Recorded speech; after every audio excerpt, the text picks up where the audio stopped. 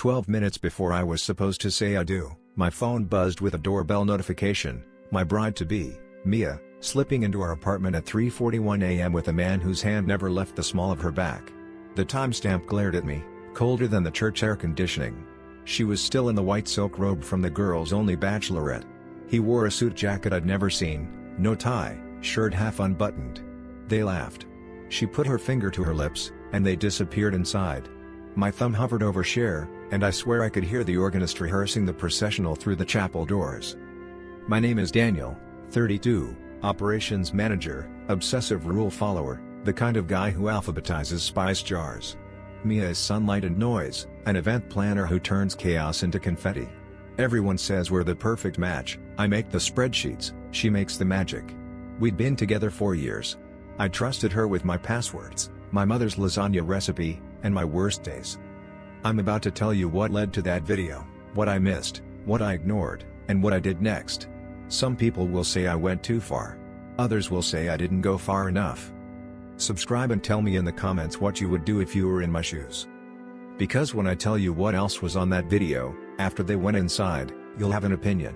The audio caught something I can't unhear, Mia whispering a name I didn't recognize, and then, we just have to get through today.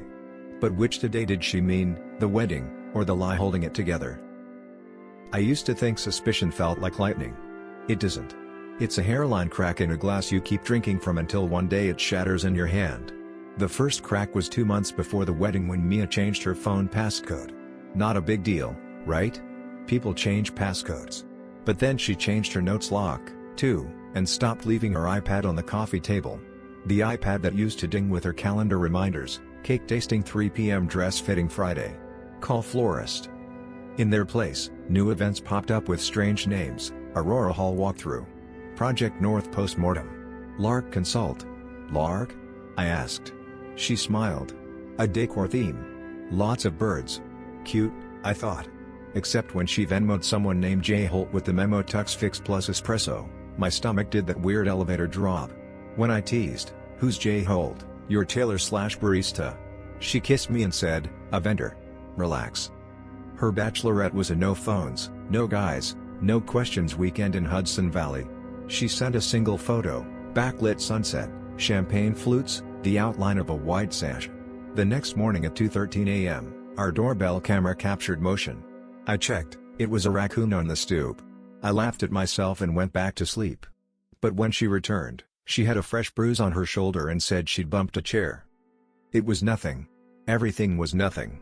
Until I saw a new contact on her CarPlay screen when I borrowed her car for Costco, Jaden H. The message preview read, "We'll keep it quiet until after." After what? The thing about living with an event planner is you learn to notice what's missing, the ribbon that should be in the drawer, the duplicate guest list, the extra roll of tape. What was missing now was her forgotten iPad. Mia never forgot her tools. So I went looking. All I found was my old iPad, dead for months, wedged behind a stack of rental contracts. I charged it out of pure habit. It pinged to life with the familiar iCloud swirl and, because it used to be our shared device, auto-sync to her Apple account. I didn't go looking for trouble. Trouble came to the lock screen, a notes file called Aurora menu and another called J+L timeline. L? I tapped. Password. I backed away. But the Photos app had thumbnails, table mockups, menus, champagne towers, normal. Then a selfie I'd never seen, Mia in a black satin dress, standing under a neon sign that read Lark and Jaden. The neon was dim like a private tasting room, the picture looked caught mid-laugh. My throat tightened. I hit details. Location data, Aurora Hall, 2 neighborhoods over, time stamped 3 weeks ago on a night she told me she was at a late vendor pickup. I scrolled further, a hand taking her hand across a table, her nails, the same set she had all month, the cuff of a navy suit cropping into the frame. I closed the app, paste, opened it again. Then I found a voice memo labeled vows, draft and pressed play. It was Mia's voice, except the lines weren't about me. "You make me brave, Jay," she said softly. "You make me feel like my real self." Who was I, then? I tell myself I'm rational. So I did the rational thing and checked the evidence I already owned, my car's dashcam. Mia borrowed my car a lot for vendor runs. It records audio when parked, tiny line of text in the manual no one reads. I pulled the SD card, plugged it into my laptop, and scrubbed through the dull hum of city nights until a voice cut through. Not Mia's. A man's, smooth, with a smile you could hear. 2 more weeks, he said. We keep it quiet until after, then we figure out the paperwork. Mia's whisper, he's kind. I hate hurting him. You won't have to. The timing is perfect. There was a pause. I imagined hands. Then the unmistakable click of a champagne bottle. Lark, he said. To us. Lark again. The nickname was in a decor theme. It was her second name. Maybe a brand. Maybe a secret. I googled Lark Events Philadelphia, fingers shaking, and found a bare Instagram with 5 artsy shots and a bio, private celebrations, Aurora Hall. No face. No number. Followers hidden. My heart pounded. I locked my laptop and went to make coffee, pretending my life wasn't buckling. When Mia came home, she wrapped her arms around me and said she loved the smell of our place after rain. She asked about my day. I asked about hers. She said, vendors are chaos, but it will be beautiful. The irony was acid on my tongue, beautiful chaos. A week before the wedding, Mia took my hand on the couch and rested it on her stomach. I'm late, she said carefully, eyes searching mine like she was measuring the depth. 2 weeks. Joy and a strange, heavy fear collided in my chest. We talked about kids someday. Not now. Not when we were both working nights and rearranging seating charts like war maps. But I smiled and said the thing men say when they're trying to be brave, whatever happens, we'll handle it. She nodded, relief softening her face. I knew you'd say that. The way she said it felt like a test I had passed. Later, when she went to shower, I dug through the bathroom cabinet for the pregnancy test box to see the brand, a stupid compulsion. I found the box, empty, with the instructions folded neatly. Then behind it, a sealed pack of birth control pills, 3 months worth, unpunctured. My head filled with static. Was I inventing monsters? Maybe she took the test early and put the pills aside weeks ago. Maybe she was late from stress. I put everything back exactly as I found it. That night she curled into me and asked me to read my vows out loud. I did. I said things about teams and storms and home. She cried. She said she couldn't wait to hear them again in front of everyone. Then she fell asleep on my chest. Her phone lit up once with a message preview I couldn't help but read. Tomorrow. Same place. After hours entrance. The sender, Jay, who schedules romance like a delivery window. 2 days later we met our friends at a brunch place with mimosas the color of traffic cones. While the waitress balanced plates, someone nearby tried to airdrop a photo to Mia's iPhone. Her screen flashed the preview, a candid shot of Mia and a tall guy in a navy suit, his face angled down, hers turned up, laughing. The caption in the airdrop read, Lark and Jaden, test shot. She snatched the phone like it burned her and declined. Random creeps, she said, forcing a laugh that wrinkled her nose the wrong way.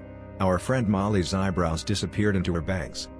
Molly DM'd me later, this is weird, but look. She sent a screen recording of an Instagram story on a private account she followed for decor inspo, low follower but high budget. In the clip, you could see Mia's hand, the thin gold ring she wore when she didn't want to scratch things, arranging a sign that said Lark and Jaden, private tasting. The caption, Aurora Hall rehearsal run. Is this normal? Molly asked. I stared at the screen until the timer dots vanished. This wasn't a vendor. This was a rehearsal for a different event with the same venue. And a different groom. The name had a face now, Jaden. I called Aurora Hall pretending to be a caterer confirming a delivery. The receptionist said, we only allow vendor calls from the host list. I said, right, Lark? There was a pause. I'm sorry, that client is private. Private. Every door was private. Every answer was a locked room. I told myself I'd get clarity at the rehearsal dinner the next night, if clarity didn't shatter me first. At the rehearsal dinner, Mia glowed in a dress the color of peaches and champagne. Everyone toasted. My dad told a story about me falling asleep under a buffet table at age 6. Mia's sister cried into her napkin and whispered that Mia deserves everything. I nodded like a bobblehead in a hurricane. Halfway through, the venue manager stopped by our table. Lark, she said brightly to Mia. The rental company left a dolly in the back hallway. The word hung in the air like a dropped fork. A few heads turned. Mia's smile froze, then she pivoted. Oh. Inside joke, she chirped. It's what my team calls me when I'm in planner mode. After dessert, a tall man I recognized from that neon photo walked in with a clipboard, all confidence and cologne. He moved like he owned keys to places other people only rented. Mia introduced him as Jaden, the lead designer who helped with some last-minute touches. He shook my hand, gripped my shoulder, and said, "You must be Daniel. Heard great things." His eyes didn't hold mine. Later, near the kitchen, I heard him say to Mia, "Tomorrow, after hours entrance." Same as we rehearsed. They noticed me. Mia laughed too brightly. "Vendor logistics," she said. Vendor logistics that involved my fiancée's alias and a man who knew to call her Lark. I smiled for 1,000 photos, my jaw sore from pretending. When we finally left, the night tasted like metal. Mia said she needed to swing by Aurora Hall one last time to double-check a floral arch. I watched her Uber pull away and saw our doorbell camera light up on my phone 15 minutes later. Guess who stepped into frame? The doorbell video from that night showed Mia easing our door open with keys, followed by Jaden carrying a box marked fragile. He set it down, looked into the camera without recognizing it, and winked at her. She blew him a kiss. The mic barely caught their voices over the hallway hum. "Quick," she whispered. "I can't be gone long." "Tomorrow's for him," he said. "Tonight's for us." My thumb trembled over the share button. Instead, I saved the clip 3 times to different folders like I could back up my sanity. I texted Molly, "Emergency." She replied, "I'm awake. Talk to me." I sent the video. 3 dots. Then, "Oh my God, Daniel. You need to breathe. What are you going to do?" What was I going to do? Scream? Ruin a wedding so many people had poured love and money into? The bakery had already delivered the cake. My mother had already taught my cousin the special family dance. And yet, whose wedding was it anymore? At 2:07 a.m., Mia texted me a photo of a floral arch, perfect and glowing in the dim hall. "Worth it," she wrote. I stared at the image and felt like I was peeking through the keyhole into a life I wasn't invited to. She came home smelling like peonies and hotel air. I pretended to be asleep. She crawled in beside me, kissed the back of my neck, and whispered, "Tomorrow is going to be the best day of our lives." Whose lives? At 6:22 a.m. on the wedding day, while my best man tried to force-feed me a granola bar, an email hit my inbox from a burner address, "For your eyes before vows." It contained a folder of invoices and screenshots. Payments from Jaden Holt to Lark events for private engagement, Aurora Hall. A timeline labeled J+L that matched my wedding schedule almost minute for minute, shifted 3 hours later. There was even a photo of a ring box with a caption, "Save for after." Attached was a single-line message, "Play the video file in front of guests if you want the truth." The attachment's thumbnail showed the entryway to our apartment, the same angle as my doorbell footage, but from inside, like some other camera had been watching too. My heart kicked. Who sent this? A guilty friend? A vendor? Mia's sister? I called the number on one invoice. It went to a voicemail that said, "You've reached Aurora Hall's private events desk." I hung up and stared at my tux on the door. I could confront Mia. I could postpone. Or I could let the picture finish painting itself in front of everyone the way she had rehearsed her other life. I forwarded the email to a USB, handed it to the chapel tech, and said it was a surprise slideshow before the vows. He grinned. I love surprises. My stomach dropped like an elevator with a cut cable. Was I a monster? Or just a man refusing to be made into one more prop on our set? Guests filled the pews. My mother squeezed my hand and said, "You know, your father cried like a faucet at our wedding." I nodded, hearing her and not hearing her. The organ swelled. The doors opened. Mia walked in, jaw-dropping in a dress that made the room inhale. For a second, the world narrowed to her and 1,000 floating dust motes catching the light. I believed in magic again. She took her place across from me. We traded small jokes, those little tether lines you throw each other to stay human. Then the officiant said, "Before we begin, Daniel has arranged a short video." The tech dimmed the lights. The screen at the front flickered on. Instead of childhood photos, the first image was the inside of our apartment entryway, late at night. Mia, in her white silk robe. Jaden, behind her. Their laughter filtered through the chapel speakers and over the heads of our families. A gasp rippled through the room like wind across wheat. Mia froze, bouquet trembling. Jaden, seated 2 rows back behind Mia's and, went pale enough to be a ghost. Then came the dashcam audio, 2 more weeks. We keep it quiet until after. Her whisper, "He's kind. I hate hurting him." The doorbell video. The neon sign, Lark and Jaden. The invoices. The timeline. It was 10 minutes long and a lifetime wide. When the lights rose, Mia's eyes were wide, already filling. She took a step toward me. "Daniel," she started. The officiant tried to speak. My father stood, then sat. Someone sobbed loudly. I said, voice low, "Was I wrong for what I did?" And to Mia, "Who do you think is the real villain here?" She reached for me. I stepped back. Chaos isn't loud at first. It's silent, the breath before the scream. Then it all broke. Jaden stood up, knocking his program to the floor, and muttered, "We should talk outside." Mia's mother grabbed her daughter's arm and hissed, "What is this?" My mother gasped my name like a prayer. The officiant, poor soul, said, "Perhaps we should take a moment," as if moments could sew a split seam. I turned to our guests. "Thank you for coming," I said, voice shaking with both shame and relief. "There won't be a wedding today." Someone clapped once by accident, the most human, awful sound I've ever heard. Mia said, "Daniel, please. It isn't what it looks like." Which was a wild choice of words. She glanced at Jaden, then at me, trapped between two worlds like a person choosing which bridge to leap off. "We can talk privately," she said. "No," I answered, gentler than I felt. "We've been private enough." Jaden shoved his hands into his pockets and said to me, man to man, I cut him off. "You don't get to say that to me." I walked down the aisle alone, past the florist who had cried over each peony, past the kids who had practiced tossing petals, out into the harsh, honest daylight. People followed. Some hugged me. Some avoided my eyes. My best man put a hand on my back. "You did what you had to," he said. Did I? By afternoon, the group chat was a wildfire. Vendors talked. People talk. A florist's assistant DM'd me that Mia had been using Lark for private cash jobs, nothing illegal, just hush-hush. A bartender sent me a photo from Aurora Hall's staff room, a calendar labeled L+J milestones. Not my initials. Not our milestones.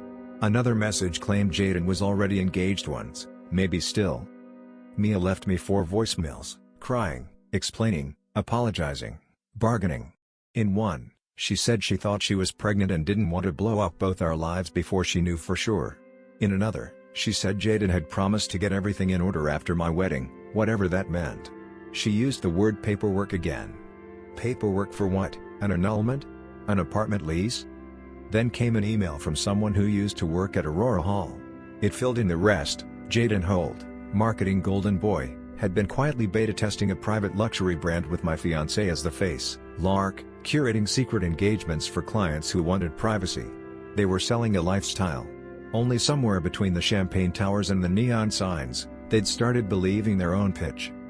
The email ended with a line that felt like a slap, "Jaden is married. Quietly. New baby. The brand requires him to look single." So my fiancée wasn't just cheating on me, she was helping a married man build a fantasy while planning to leave me the bill for sanity. I lay on the couch and stared at the ceiling until the plaster patterns turned into moving birds. I asked the empty room, who is the real villain here? The room didn't answer. Revenge tastes different depending on who cooks it. I didn't want handcuffs or headlines. I wanted honesty to travel. I wrote a calm, precise email to every guest with a shared folder containing the same evidence I'd seen. I included one sentence, "Please be kind to yourselves and each other." Then I forwarded the invoices and timelines to Aurora Hall's management and Jaden's company HR with a note, "Private events are still events. Paper trails exist."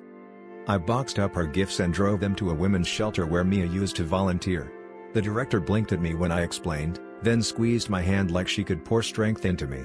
My dad offered to help return deposits. My mom baked 3 casseroles I couldn't eat. Mia showed up at the apartment with puffy eyes and a key that still worked.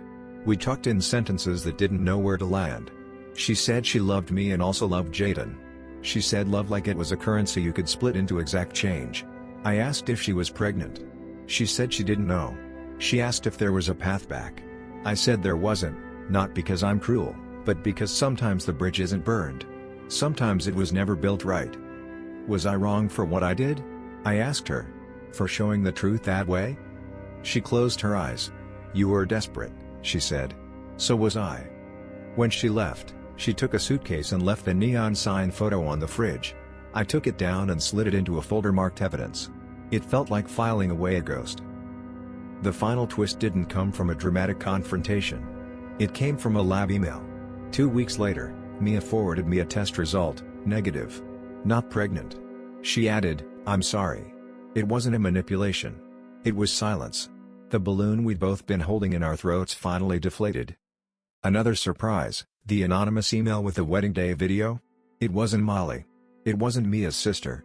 It was Jaden's quietly not ex-fiancée, now wife. She'd found the L+J milestones calendar while nursing at 3 a.m., followed the crumbs, and decided she wasn't going to be anyone's ghost. Her note to me after the dust settled was simple: "I'm sorry. I chose the truth too late for both of us." Jaden's brand launch fizzled under the weight of receipts. Aurora Hall suspended private events until they rewrote their rules. People lost deposits but kept their dignity. Mia moved out of state to live with a cousin, according to her sister. She texted me once, "I hope you find someone who never needs an alias." I typed and deleted 7 versions of me too. I finally sent, "Take care." Sometimes I imagine the version of us that made it. It hurts less than you'd think and more than I'd like. The truth is, we were both performers. I played the solid man. She played the woman who could turn rooms into miracles. We both believed in good endings. We just didn't turn one together. If you were me, would you have pressed play? I kept the tux for a week before returning it. I drove past her Aurora Hall once at dusk and watched a different couple take photos on the steps, the way we were supposed to. The sky did that peach and champagne thing Mia loved, and I felt a pang for a life that belonged to 2 other people. Then I went home, made my own lasagna for the first time, and ate it at the edge of the counter while the dishwasher hummed. It tasted like a beginning, awkward and a little undersalted, but mine. Here's what I learned: secrets don't protect love, they starve it. If someone needs another name to stand beside you, they aren't really beside you. And if you have to set the truth on a screen for people to believe you, you aren't dramatic, you're done being quiet. I don't know if I handled everything perfectly. I probably didn't. But I handled it honestly. That has to count for something. Sometimes I rewatch the first 10 seconds of the doorbell video when I feel the urge to forgive the version of Mia I miss. Then I close my phone and text a friend instead. The future isn't a venue you book.